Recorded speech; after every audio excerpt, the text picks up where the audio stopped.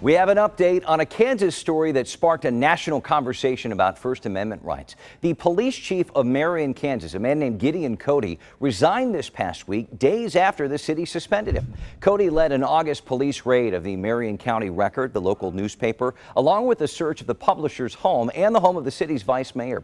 Officers seized computers and cell phones from the newsroom using a search warrant, which was later withdrawn. One of the city's 3 officers, Zach Hudlin, is now acting police chief, and the Record's publisher hopes to see some changes made. Zach's a nice guy. I've always liked Zach. And even while Chief Cody was here, he was trying to convince Chief Cody to restore some things that the department used to provide for us.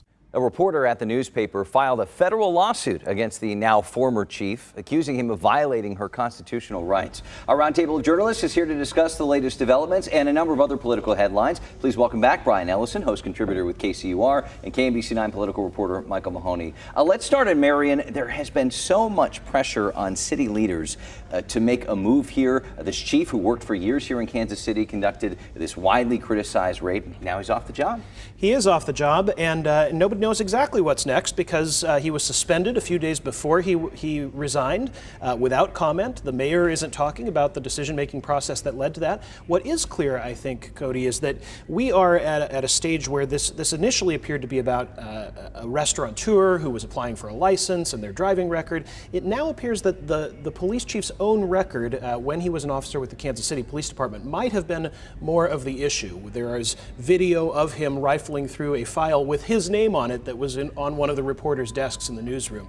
So I think as more about this story continues to come out, I think it might be changing from being a story about the town's politics to the police chief's personal record. Yeah, but overriding all of that is the fact that this is in the headlines and remains in the headlines. It's a pretty egregious piece of prior restraint by a government trying to silence a newspaper, and that will remain one of the big headlines. Yeah, and, huge First Amendment implications, as we said. We're still waiting on this KBI investigation, or at least the report to come out. There's this lawsuit moving forward. This is probably not the last we're hearing about. No, there are several moving parts, and when you get in a town like Marion, which is small, and so everybody is going to know everybody, this is going to get real touchy. And let's not forget one other piece of that story, which is that the reporter who was doing that reporting, looking into the police chief, has actually now resigned. She's decided that she doesn't feel safe in Marion County anymore, which is quite a state of affairs, a thing that journalists in a lot of parts of the world have sometimes had to feel.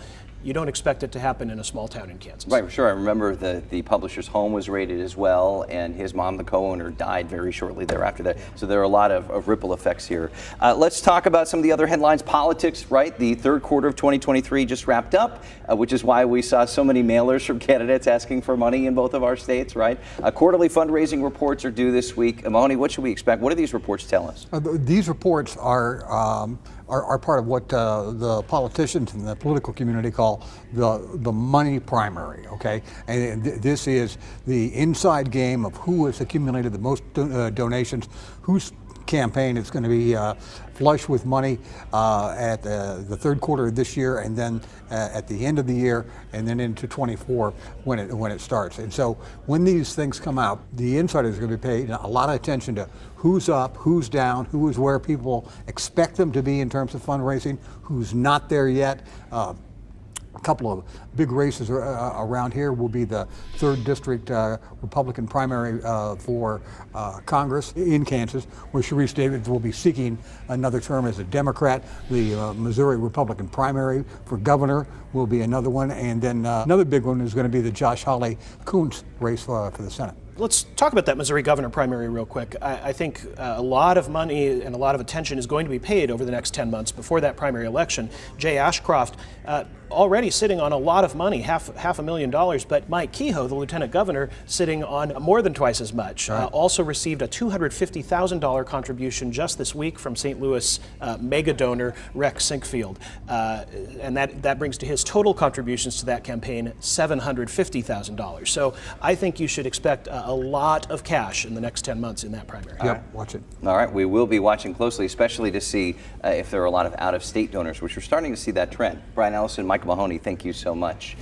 Count on KMBC9 News as we follow the campaigns every step of the way in the run-up to Election Day. Look for Commitment 2024 updates on air and online at KMBC.com.